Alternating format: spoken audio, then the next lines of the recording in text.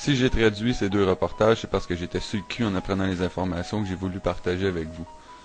C'est le deuxième de deux, vous avez compris que j'allais parler de cannabis, et plus particulièrement de la conspiration contre le cannabis.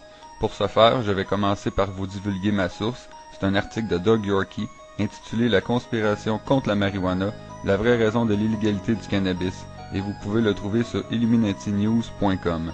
Ça va comme suit. Saviez-vous que la marijuana est dangereuse? Le cannabis n'est pas dangereux pour le corps ou l'esprit de l'homme. Saviez-vous que le cannabis n'est pas une menace pour la société? Saviez-vous que le cannabis est beaucoup plus dangereux pour les compagnies de pétrole, d'alcool, de cigarettes et de produits chimiques? Saviez-vous que beaucoup de grosses entreprises avec beaucoup d'argent et d'influence se sont arrangées pour cacher la vérité au monde? Saviez-vous que la vérité est que si le cannabis était utilisé au maximum de son potentiel commercial, ce serait industriellement une bombe atomique? Saviez-vous que malheureusement, les entrepreneurs ne sont pas éduqués sur la diversité des produits économiquement viables du cannabis? Pourquoi? Saviez-vous que les super riches ont conspiré afin de mal informer et mentir au sujet d'une plante extrêmement versatile qui, si elle serait utilisée intelligemment, ruinerait leur compagnie? Savez-vous d'où provient le nom marijuana? Au milieu des années 30, ce nom lui fut donné pour faire perdre toute crédibilité et oublier l'histoire phénoménale du cannabis. En général, les informations que je vais vous citer sont vérifiables avec l'Encyclopédia Britannica, qui elle-même a été imprimée pour plus de 150 ans sur du papier fait à partir de cannabis. Saviez-vous que tous les livres d'école étaient faits de cannabis ou de lin jusqu'en 1880? Saviez-vous que c'était légal de payer ses taxes en cannabis en Amérique de 1631 jusqu'au début des années 1800? Saviez-vous que refuser de cultiver du pot en Amérique durant le 17 et 18e siècle était contre la loi?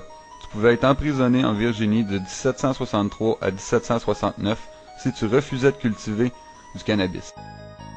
Saviez-vous que George Washington, Thomas Jefferson et d'autres pères fondateurs des États-Unis d'Amérique faisaient pousser du cannabis?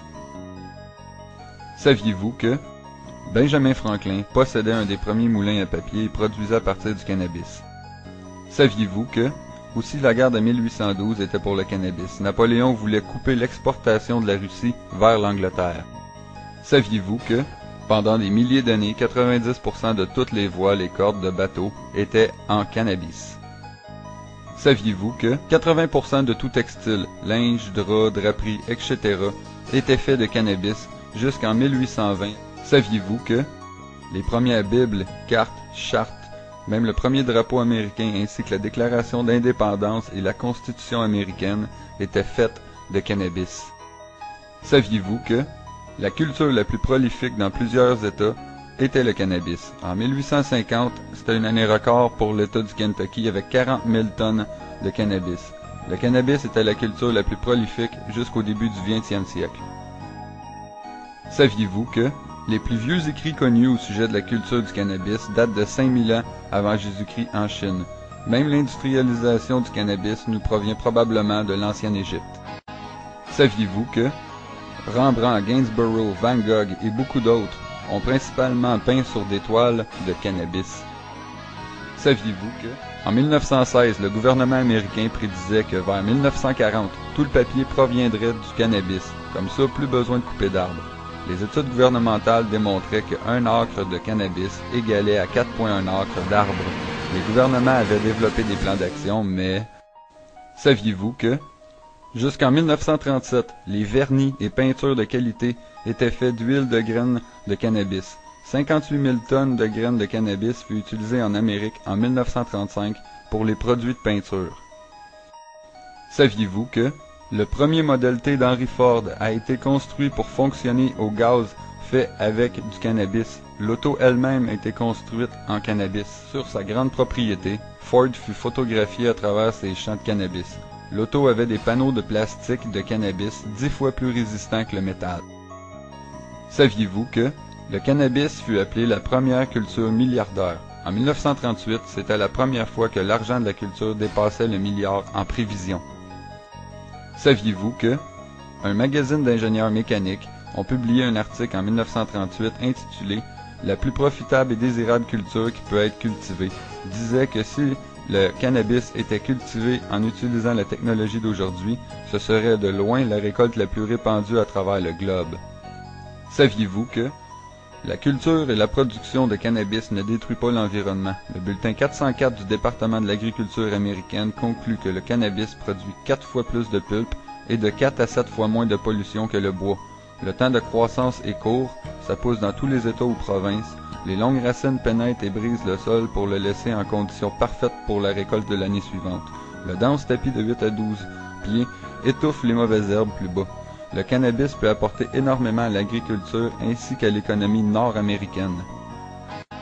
Saviez-vous que, si dans les années 30, les innovations pour la machinerie agricole auraient été appliquées pour le cannabis, des millions de jobs générant des milliers de produits de qualité auraient servi. S'il avait été légal, le cannabis aurait sorti l'Amérique de la Grande Dépression. Saviez-vous que celui qui a servi d'inspiration pour le film Citizen Kane, William Randolph Hearst et Hearst Paper Manufacturing, une division de Kimberly-Clark, possédait de vastes étendues de terre à bois. La compagnie Hearst fournissait la plupart des entreprises fabricants de papier. La famille Hearst, destructeur de la nature pour des profits personnels, joua un rôle clé en 1937 dans la discréditation du cannabis par une campagne médiatique menée par l'industrie forestière et pétrolière. Cette campagne aura comme effet l'interdiction de la drogue ainsi que la culture du cannabis aux États-Unis. Cette interdiction aurait profité à Hearst qui avait des intérêts dans la papeterie. Saviez-vous que, en 1937, DuPont a fait breveter les processus pour fabriquer du plastique à partir du pétrole et du charbon. Le rapport annuel de DuPont a invité ses actionnaires à investir dans sa nouvelle division pétrochimique et synthétique. L'industrialisation normale du cannabis aurait ruiné plus de 80% des affaires de DuPont. Saviez-vous que la conspiration commence quand Andrew Mellon, investisseur majoritaire de DuPont, est devenu secrétaire trésorier de J. Edgar Hoover, grand patron du FBI. Andrew s'est arrangé pour que son beau-neveu, Harry G. Anslinger, soit promu à la tête du Bureau fédéral des narcotiques et drogues dangereuses. Saviez-vous que des rencontres secrètes des manias de la finance étaient tenues afin de déclarer que le cannabis était dangereux et menaçait leurs entreprises multimillionnaires? Pour que leur dynastie perdure, le cannabis devait disparaître. Ces hommes ont pris en main alors un mot obscur du joual mexicain, marijuana, et l'ont poussé dans la conscience collective américaine. Saviez-vous que, à la fin des années 20 et dans les années 30, les journaux de Hearst titraient en gros titres « Les méfaits et horreurs de la marijuana ». Saviez-vous que des films tels que Reefer Madness en 1936, Marijuana, Assassin of the Youth en 1935 étaient de la propagande pensée par des industrialistes pour créer un ennemi. Le but était de gagner la faveur du public pour qu'une loi anti-marijuana puisse passer. Saviez-vous que tous les films dans ce temps se terminaient par « The End », la fin. Ces films finissaient en disant « Dites-le à vos enfants, tell your children, bouh ». Saviez-vous que, dans les années 30, le monde était naïf, pratiquement ignorant. La masse était comme des moutons qui avaient besoin d'être dirigés. Ils se rebellaient pas contre l'autorité. Si c'était dans les journaux ou à la radio, ça devait donc être vrai. Donc, ils ont dit à leurs enfants. Leurs enfants sont devenus les parents des baby boomers. Les baby boomers sont devenus nos parents. Fait que... Saviez-vous que, le 14 avril 1937, le projet de loi contre le cannabis fut déposé et refusé. Le Way and Mean Committee est le seul à pouvoir passer par-dessus les autres comités. Son président, Robert Doughton, s'est assuré que la loi passe au Congrès et est lui-même un supporter de DuPont. Saviez-vous que, en septembre 1937, le cannabis devient illégal, la plante la plus utilisée au monde devient une drogue et notre planète n'a pas arrêté de souffrir depuis. Les forêts tropicales disparaissent, la pollution, les poisons et les produits chimiques tuent la vie. Ces problèmes pourraient être résolus si le cannabis était industrialisé. La biomasse naturelle pourrait subvenir en besoins énergétiques, remplaçant ainsi des combustibles fossiles. Imaginez.